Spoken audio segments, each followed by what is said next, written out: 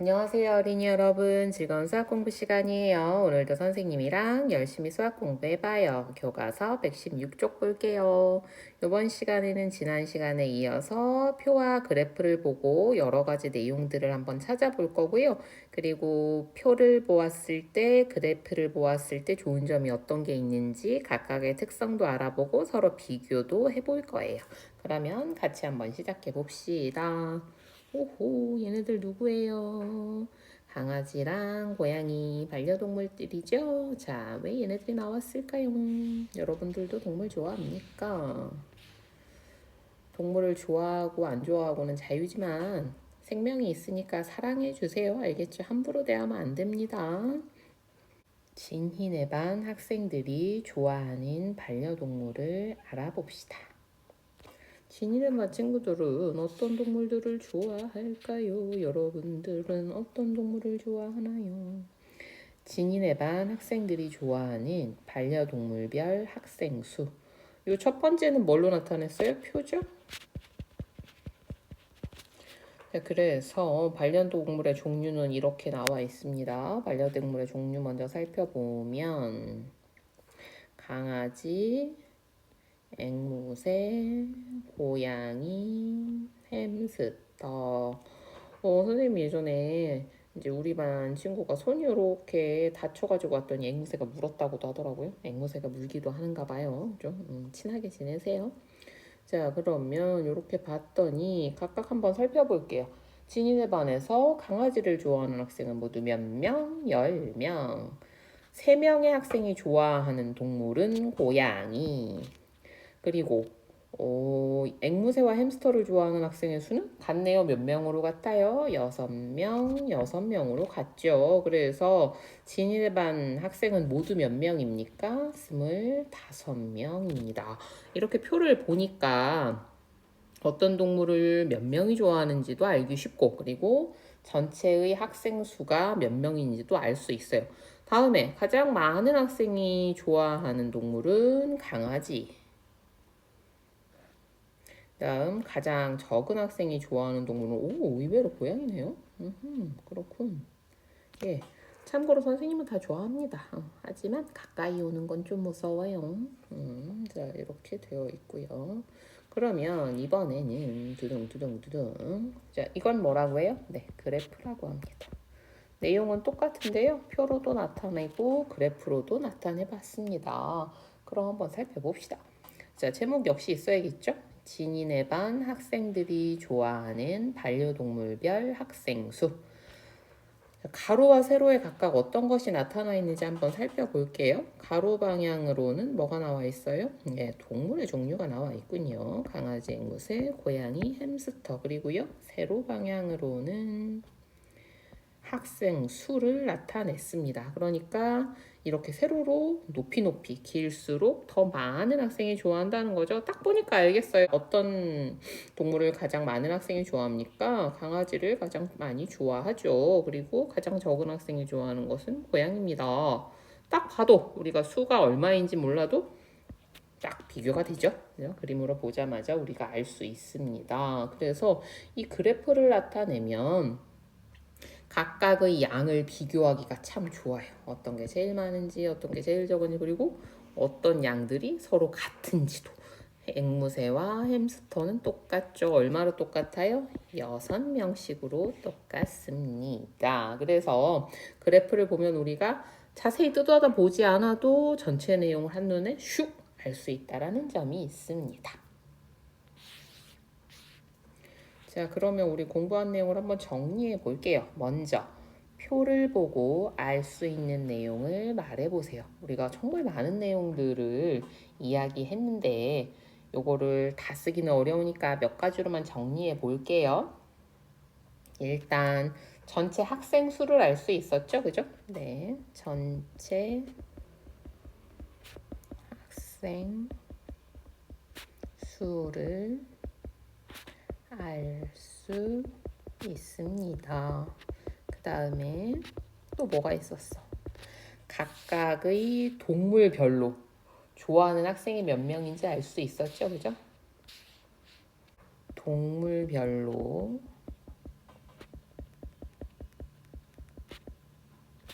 좋아하는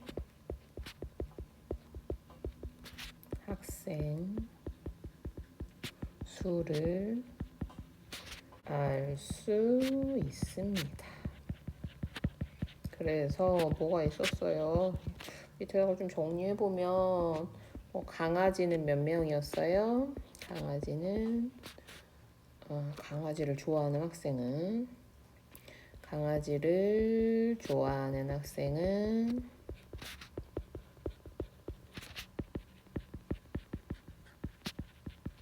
10명입니다. 이런 거 알 수 있었죠? 나머지 다 적지는 않을게요. 알겠죠?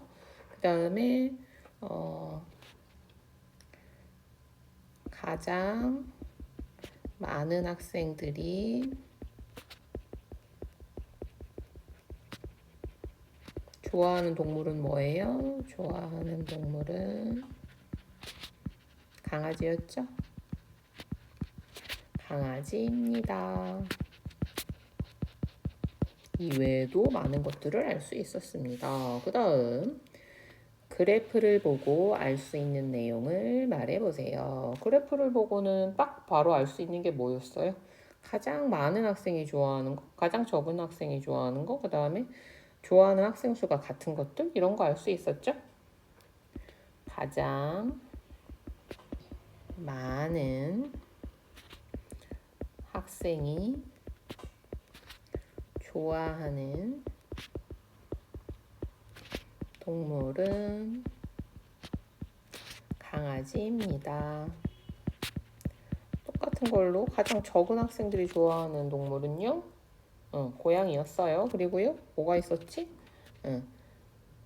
앵무새와 햄스터를 좋아하는 학생 수는 같았죠?